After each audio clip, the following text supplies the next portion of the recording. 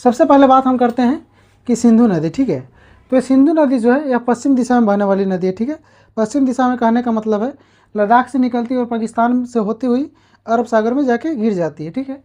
तो यह जो है सिंधु नदी, यह निकलती कहाँ है तो उसके बारे में बात करेंगे, उद्गम, ठीक है।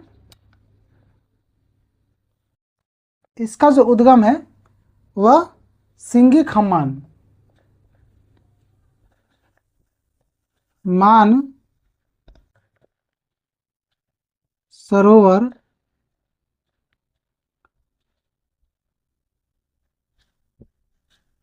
झील के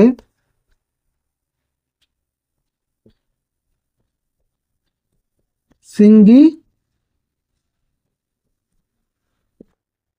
खमान या सिंगी खम्मान को अंडरलाइन करते हैं, ठीक है। सिंगी खम्मान या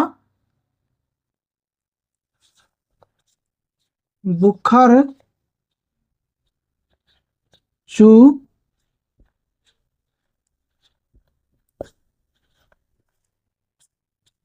ग्लेशियर या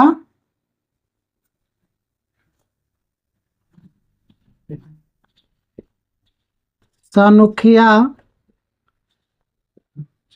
बाब, ठीक है। सानुखिया बाब हिमनद से होता है।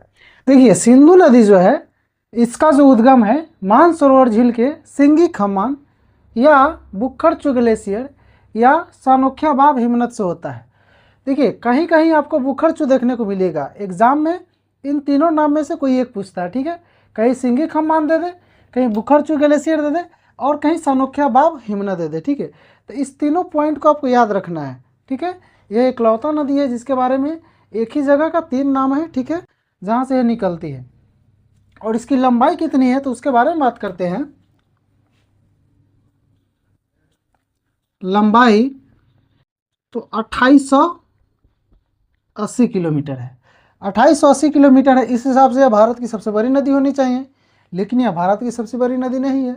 इसका मेन कारण है 2880 किलोमीटर में 1114 किलोमीटर जो है वह इंडिया में है, ठीक है।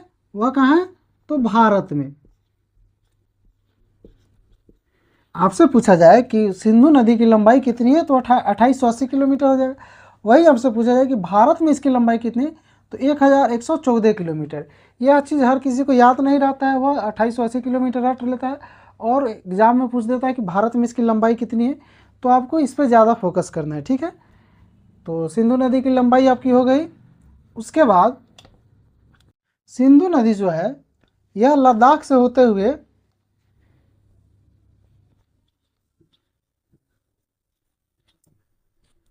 लद्दाख से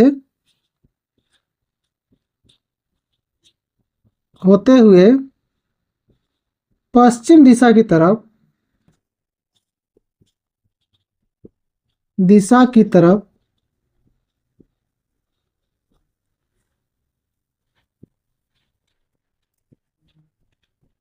पाकिस्तान में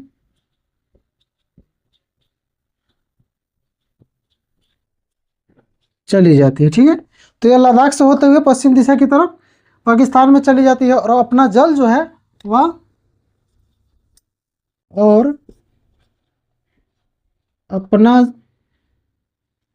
जल अरब सागर में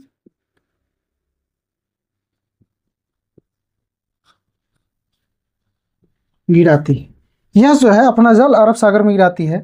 आप अगर मैप में देखिएगा तो आपको एक चीज़ दिखाई दिया होगा, यह कराची के, ठीक है, कराची के पूर्व से हो करके यह अरब सागर में जाके मिल जाती है, ठीक है। तो मैप में देखिएगा, मैप उठा करके तो वहाँ पे आपको देखने को मिलेगा,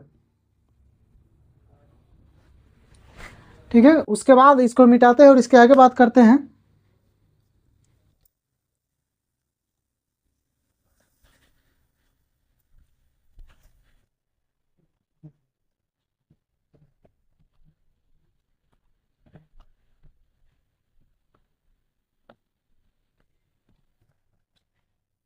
इसे जो है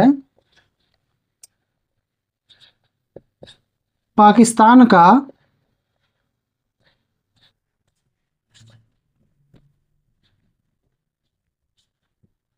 जीवन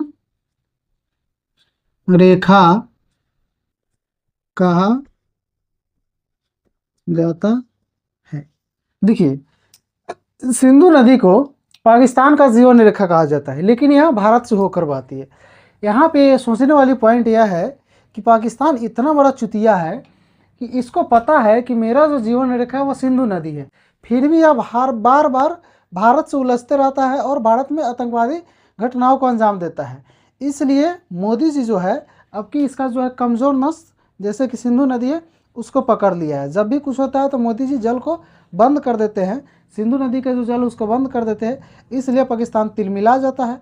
तो उचुतिया को यह समझ में नहीं आता है, देखिए गाली शब्द का तो प्रयोग नहीं करना चाहिए क्लास में, लेकिन क्या कहे कभी कभी बोलना पड़ता है। तो इसको यह समझ में नहीं आता है कि यह जीवन रेखा सिंधु नदी इसकी है, फिर भी यह भारत में उस उटपटांग तरह की हरकतें करते रहता है। ठीक है, उसके बाद सिंधु नदी जो है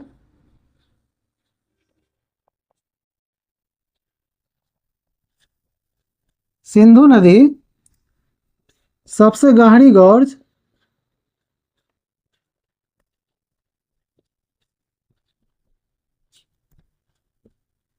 सबसे गहरी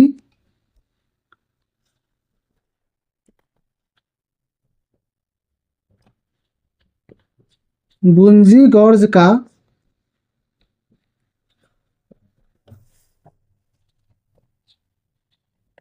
निर्माण करती। तो सिंधु नदी जो है वह सबसे गहरी बुहड़ी बुंजी गॉर्ज का निर्माण करती है। ठीक है, इसके आगे हम लोग बात करते हैं इसके सहायक नदी के बारे में। तो लिखिएगा सिंधु की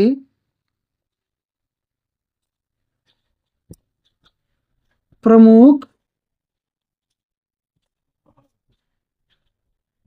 सहायक नदी।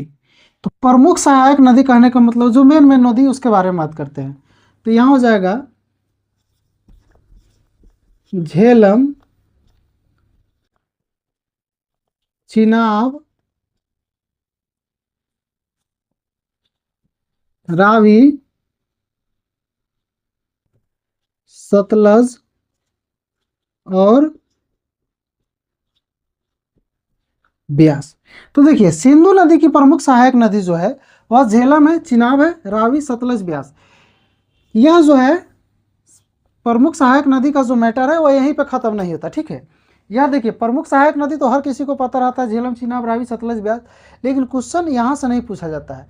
इसके जो अन्य सहायक नदियाँ हैं उसमें लगभग 8-10 सहायक नदी है। ऐसे तो बहुत नदी है, लेकिन 8-10 ऐसे नाम है जहाँ से क्वेश्चन पूछे जाते हैं, वहाँ से पूछा जाता है, लेकिन वह जो नाम है किसी को याद नहीं होता है। ठीक है, हमसे भी याद नहीं होता था, बहुत कोशिश करते थे, लेकिन उसके लिए हम एक ट्रिक बनाए हैं जो आपको बहुत ही आसान ट्रिक है, आपको जल्दी ही याद हो जाएगा। तो इसको मिटाते हैं और इस ट्रिक को लिखते हैं। ठीक है।